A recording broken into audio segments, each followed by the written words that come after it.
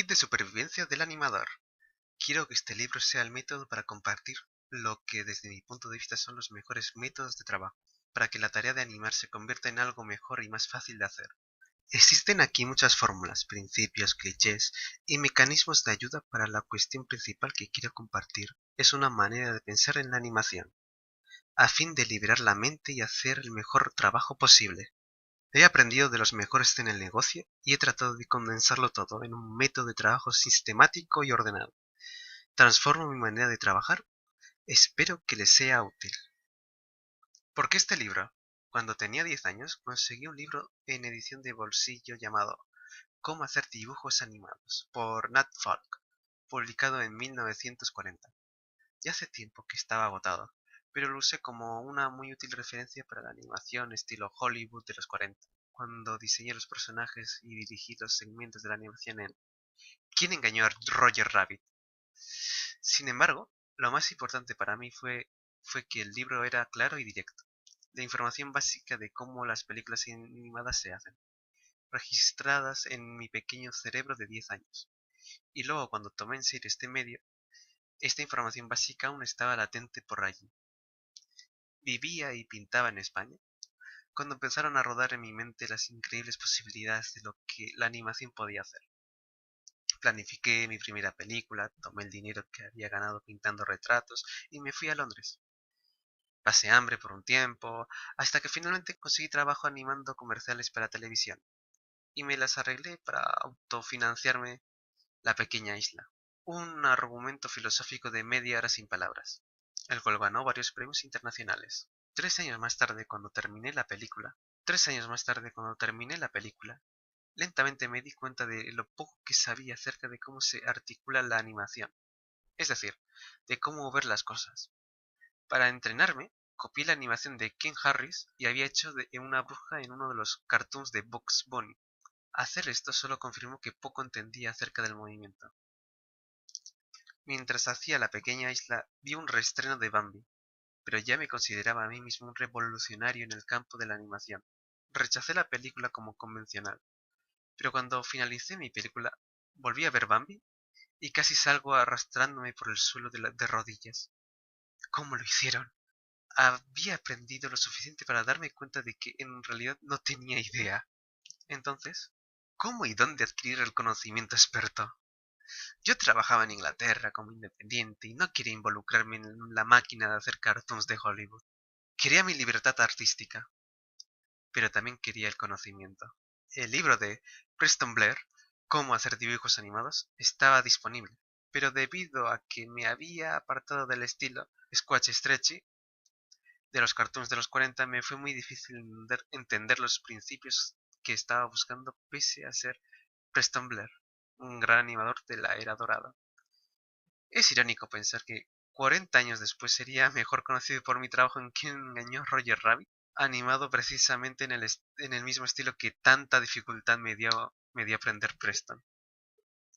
Mucho después, pude trabajar con Ken Harris, el primer maestro animador real que conocí y cuya bruja en Broomstick Bunny había analizado. He sabido que Ken Harris era el animador maestro de Warner Bros. Ciertamente, era el hombre clave del director Chuck Jones. En 1967 pude traer a Ken a Inglaterra y mi verdadera educación en expresión y actuación en animación comenzó al trabajar con él. Tenía casi 40 años con un gran y exitoso estudio en Londres. Había estado animando de 18 años ganando más de 100 premios internacionales. Después de trabajar con Ken por espacio de 7 u 8 años, me dijo: Oye Dick, estás empezando a dibujar las cosas en el lugar correcto.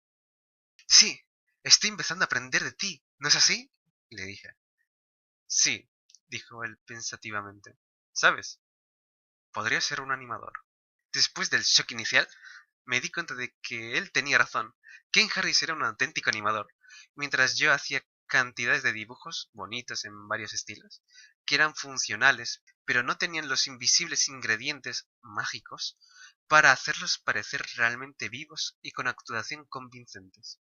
Entonces redoblé mis esfuerzos, sobre todo en dominar los acentos en cabezas y manos, y al año siguiente Ken dijo: Está bien, eres animador, Un par de años después de aquello, un día me dijo, hey Dick, podría ser un buen animador. Cuando él tenía 82 años. Fui a su roulotte en Ohio, California, y juntos hicimos el layout de las escenas que él luego animaría. A menudo hacía siestas de media hora mientras yo seguía trabajando. Un día la siesta fue de 3 horas, y para cuando despertó, yo casi había animado toda la escena. Lo siento, Dick, me dijo. Ya sabes, estoy demasiado viejo. ¿Una larga pausa? Ah, veo que animaste la escena. Sí, le contesté. No sabía qué hacer. Bonitos dibujos, dijo, y luego señaló. ¡Hey! Esto está mal. Has cometido un error. Desde luego él estaba en lo correcto.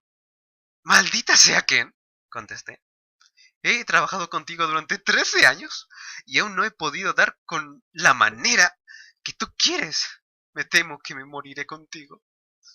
Sí, soltó una risita y me dijo, bien, no te preocupes. Tú tienes eso muy bien establecido a tu manera. Luego volvió a reírse. Ken trabajaba muy rápido y yo siempre lo exprimía al máximo para sacarle más y más planos. E incluso hacía que animara aún cuando el taxi estuviera en la puerta esperándolo para llevarlo al tomar el avión de regreso a su hogar, en Norteamérica. Cuando Ken murió en 1982, a los 83 años, sentí verdadero arrepentimiento al no haber sido capaz de poner un lápiz Blackwing en sus manos cuando su ataúd aún estaba abierto. Le hubiese encantado. Justo cuando empecé a trabajar con Ken, habíamos completado la secuencia de animación para el filme épico de Tony Richardson, La carga de la brigada ligera, y para entonces yo pensaba que era bastante bueno. Cuando Ken vio la película en el teatro me dijo, por Dios, Dick, ¿cuándo pusieron a hacer todo ese trabajo? Claro que no se mueve muy bien, pero aún ahora no me siento avergonzado de nuestro trabajo en esa película. Después de aquello, fuimos a ver el largometraje animado El submarino amarillo de los Beatles. Me gustó el estilo de diseño de Heinz Edelman, los movimientos abruptos y marcados de los start-stop en la mayor parte de la animación, hacía que después de media hora la mayoría de la audiencia prefería salirse al corredor. Sin importar cuál estilizada, inventiva, convulsiva o espasmódica sea la animación, parece ser que solo será capaz de mantener a la audiencia atenta por espacio de tan solo 25 minutos. Mientras que El submarino amarillo tenía un culto de seguidores entusiastas desde la agencia de publicidad hasta las masas universitarias. El público en general evitaba la película. Esto aniquiló el mercado de los largometrajes no Disney por años.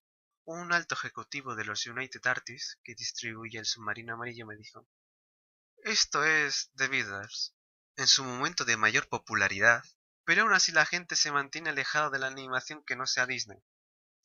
En aquellos tiempos los ejecutivos de la película siempre decían de la animación, si no tiene nombre de Disney en ellas, nadie irá a verlas. Pero la realidad es que no solo era el nombre de Disney, era la calidad de Disney lo que cautivaba a la audiencia y los hacía quedarse en sus asientos por 80 minutos. Casi la misma semana que Disney presentó su película El libro de la selva, fue un éxito inmediato.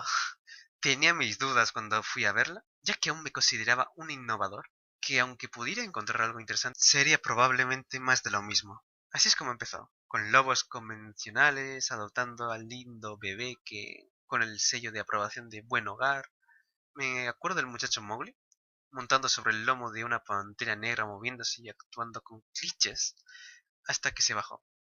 De repente todo cambió. El dibujo cambió, las proporciones cambiaron, la acción y las actuaciones cambiaron. La pantera ayudó al muchacho a montarse en un árbol y todo se elevó a un grado supremo de entretenimiento.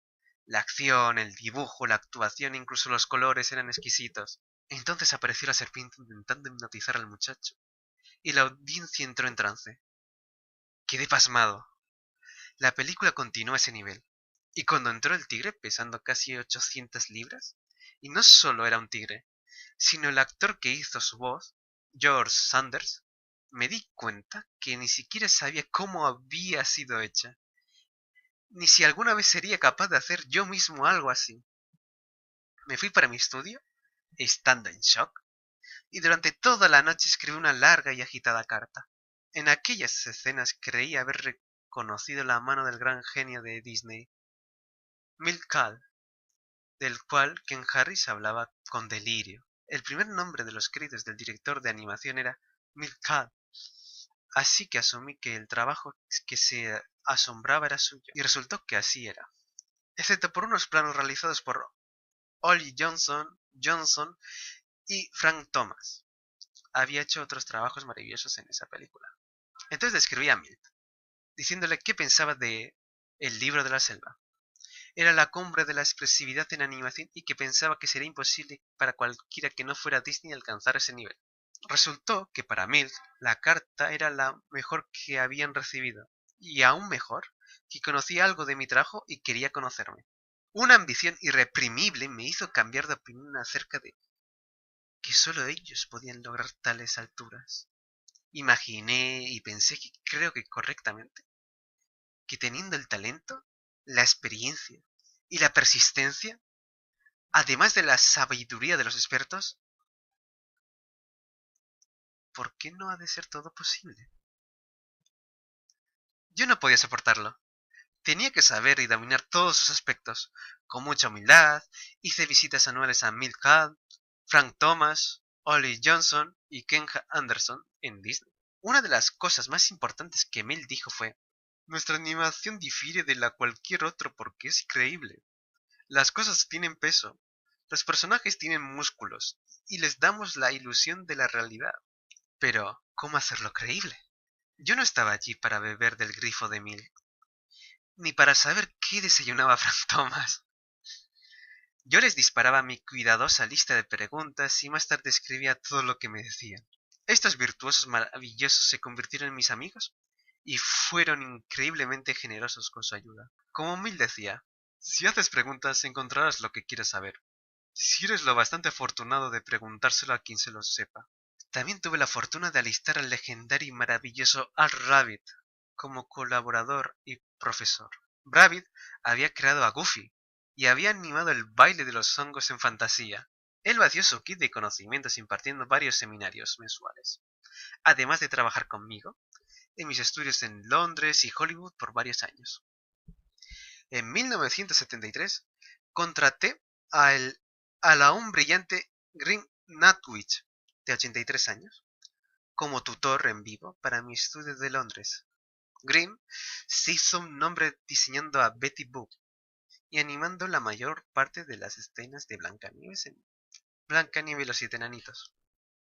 También trabajé muy cerca con Emery Hawkins, a quien Ken Harris veía como el más imaginativo de los animadores. Emery era extremadamente creativo y rotaba de estudio en estudio. También tuve la oportunidad de trabajar por un corto periodo de tiempo con Eve Levington, Gary Chinicki y Cliff Norbeck. Dick Hammer, uno de los primeros animadores pioneros de Nueva York, y luego director clave de las historias de Disney, Blancanieves y los siete enanitos, Dumbo, Fantasía y todos los primeros largometrajes de Disney, también me dio una imagen muy clara de los primeros días de la animación. La mayoría de ellos ya se han ido, pero este libro está repleto de su arte y conocimiento. Hice este garabato de Milt mientras nos daba una charla en mi estudio. Milt está diciendo: ¡no escuchen a Dick! ¡Es demasiado técnico! Milt siempre estaba animándome a que hiciera mi trabajo más personal y no tan convencional, como a él le gustaba, pero yo quería aprender primero. Dos genios a la vez sirven de tutores al autor: Frank Thomas de pie y Milt Kahl en la mesa a principios de 1970.